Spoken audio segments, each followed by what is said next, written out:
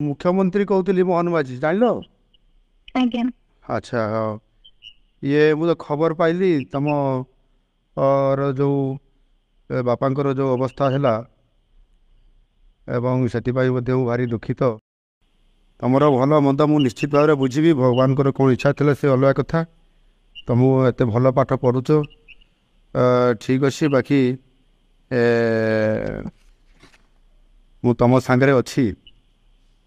ଆଉ ସେଥିପାଇଁ ମଧ୍ୟ କେମିତି ତୁମର ଇଏ ଅନ୍त्यେଷ୍ଟିକ୍ରିୟା କାର୍ଯ୍ୟକ୍ରମ ହେବ ସେଟା ମଧ୍ୟ ମୁଁ ନିଶ୍ଚିତ ଭାବରେ ଆଉ ମୋ ତରଫରୁ ସହଯୋଗ ରହିବ।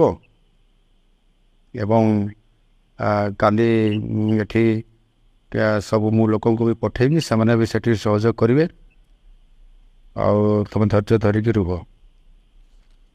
ମୁଁ ତମ ଫ୍ୟୁଚର କଥା ବି ମୁଁ ବୁଝିବି। ତମେ ଭାରି ବୁଝିବା ପିଲା। କିନ୍ତୁ ବାପା ଯେହେତୁ ତମର ପରିବାରର ଏକମାତ୍ର ରୋଜଗାରିଆ ଥିଲେ, ତମ ପାଇଁ ତମ ପରିବାର ପାଇଁ ସିଏ ଏତେ ଦୂର ଯାଇଥିଲେ। ବାଲେଶ୍ୱରରୁ କାହିଁ ଯାଇକି ସେ ମୁମ୍ବାଇ ଗଲେ। ମୁମ୍ବାଇରେ ତମ ପାଇଁ କାମ କଲେ, ଶ୍ରମଜୀବୀ ହିସାବରେ କାମ କରି ତମକୁ ବହୁତ ଭଲ ପାଠ ପଢ଼ାଉଥିଲେ। ଭଗବାନଙ୍କର କ'ଣ ଇଚ୍ଛା ଥିଲା ସେ ତ ଅଲଗା କଥା। କିନ୍ତୁ ନିଶ୍ଚିତ ଭାବରେ ମୁଁ ତମ ସାଙ୍ଗରେ ଅଛି, ଏଇଟା ତମେ ଫିଲ୍ କରିବ ସବୁବେଳେ, ବୁଝିଲ?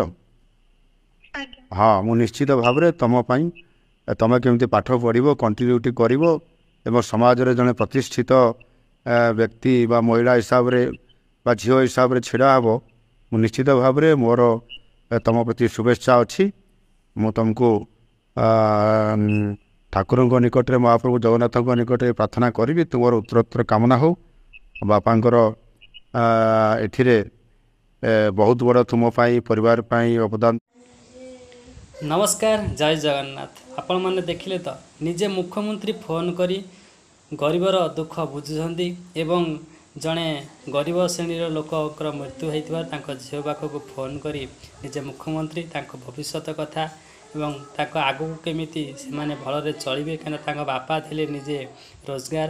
तो ये बापांकर मृत्यु पर निजे मुख्यमंत्री झील को फोन करी एमती किसी कहले आपण मैंने भिडियो देखिले। तो ये कही रोचु जय जगन्नाथ। जदि आपण मैंने मो चैनल नुआ कर देखुं प्लीज सब्सक्राइब कर रखिए। एमती छोट खबर आप सर्वप्रथम पाइपर। रोचु जय जगन्नाथ।